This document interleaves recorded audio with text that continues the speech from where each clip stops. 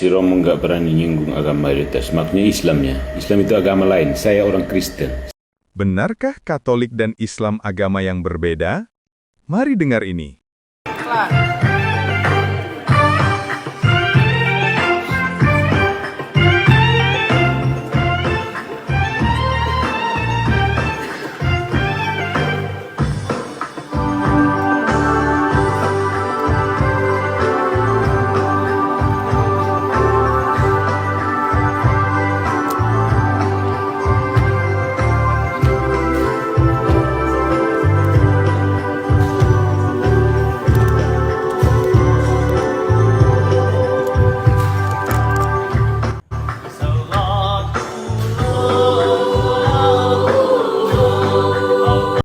Tentunya kita bertanya-tanya, mengapa umat Katolik mau menyanyikan sholawat Badar yang merupakan bagian dari tradisi ibadah Islam?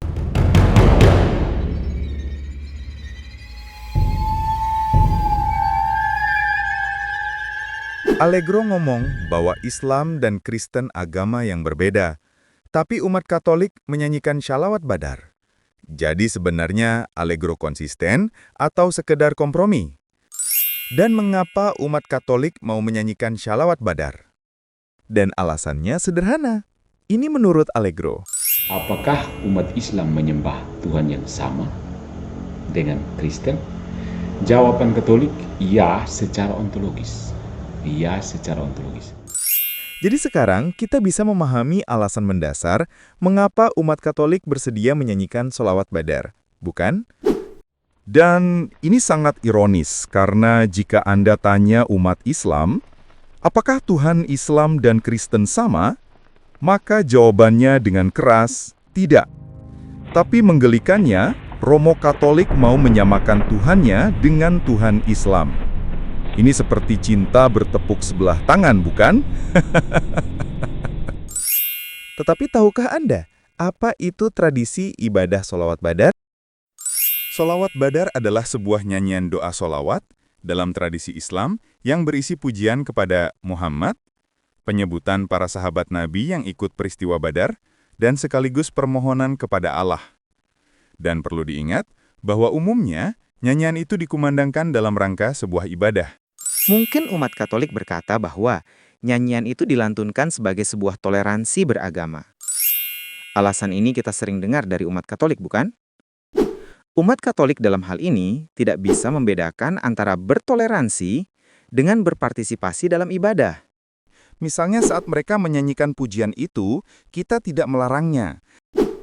Bertoleransi itu sangat perlu, karena bertoleransi berarti kita menghormati. Toleransi tidak menuntut kita mencampur ibadah, tapi menghormati perbedaan tanpa mengaburkannya. Kalau ibadah sudah dicampur, yang hilang bukan intoleransi, tapi yang hilang justru kejelasan iman. Saya sendiri percaya bahwa praktek seperti menyanyikan sholawat Badar membuat agama Roma akan terlihat lebih ramah dan bertoleransi tinggi terhadap agama lain, dan akan menarik banyak simpati orang banyak. Ini secara praktis adalah strategi pencitraan. Mengapa saya katakan strategi pencitraan? Pertama, lihat sejarah gereja Roma yang menginstitusikan inkuisisi, yaitu pembantaian dan penyiksaan terhadap orang-orang yang dianggap bidat dan menentang ajaran gereja Roma. Dan kedua, mari kita lihat dan bandingkan pernyataan resmi gereja di masa lalu, yaitu Konsili Florence di bawah Paus Eugene keempat, menyatakan, Gereja Roma yang kudus dengan teguh percaya, mengakui dan berkhotbah bahwa semua orang yang berada di luar gereja Katolik, bukan hanya orang-orang pagan tetapi juga Yahudi atau bidah dan skismatis, tidak dapat mengambil bagian di dalam kehidupan kekal dan akan masuk ke dalam api yang kekal yang telah disiapkan untuk iblis dan para malaikatnya, kecuali jika mereka bergabung ke dalam gereja sebelum akhir hidup mereka. Pernyataan itu secara jelas mengatakan bukan hanya orang kafir, tetapi juga Yahudi atau bidah dan skismatis tidak dapat mengambil bagian di dalam kehidupan kekal dan akan masuk ke neraka. Ini bahasa yang sangat keras, mengatakan bahwa semua golongan, tentunya termasuk Muslim, kecuali penganut agama Katolik, akan masuk neraka. Ini tidak ada toleransinya, bukan? Ini sejalan dengan pernyataan Patris Allegro yang menganut paham Katolisisme abad pertengahan dengan mengatakan, Salve Romo harus ingat Tuhan Yesus berkata, siapa yang percaya padaku akan bersama Bapakku di surga. Siapa yang percaya padaku pasti masuk ke dalam gereja Katolik. Yang tidak percaya padaku dan percaya pada tafsiran pribadi orang-orang yang tidak jelas, Luther dan kawan-kawan, ya belum bisa bersama Bapakku di surga. Oleh karena itu, Gereja Roma di tahun 60-an merebranding citra dirinya menjadi lebih toleran melalui Konsili Vatikan II. Dan salah satu hasilnya adalah mengakui bahwa agama Islam dan Katolik Tuhannya sama, dan Protestan dari bidah menjadi saudara terpisah. Nah, sekarang kita sampai pada pertanyaan yang paling penting.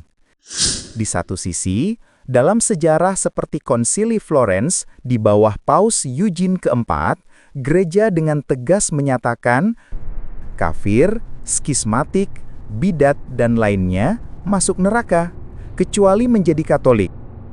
ini artinya di luar gereja Katolik tidak ada keselamatan. Di sisi lain, setelah Konsili Vatikan II, muncul bahasa baru, yaitu agama lain diakui, dan bahkan dikatakan menyembah Tuhan yang sama. Dan hari ini, kita melihat praktek seperti menyanyikan sholawat badar atas nama toleransi. Pertanyaannya sederhana, apakah ini kesinambungan iman atau perubahan arah? Kalau dulu dikatakan di luar gereja Roma tidak ada keselamatan, lalu sekarang dikatakan Tuhan yang disembah sama, ini bukan perbedaan kecil.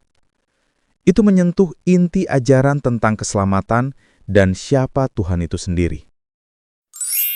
Dan klaim gereja Roma bahwa jika ingin selamat, orang harus masuk menjadi Katolik adalah salah satu dari ciri kultus yang disebut sebagai dispensing of existence yang telah dibahas di dalam video nomor 243. Jika kedua pernyataan Konsili Florence dan Konsili Vatikan II adalah sama-sama benar, maka kita harus menjelaskan bagaimana keduanya bisa selaras. Nah, jika tidak bisa dijelaskan, maka ada masalah dalam konsistensi ajaran magisterium Gereja Roma yang diklaim bersumber dari Tuhan sendiri, karena tidak mungkin bisa saling bertentangan, bukan? Bagaimana pendapat Anda?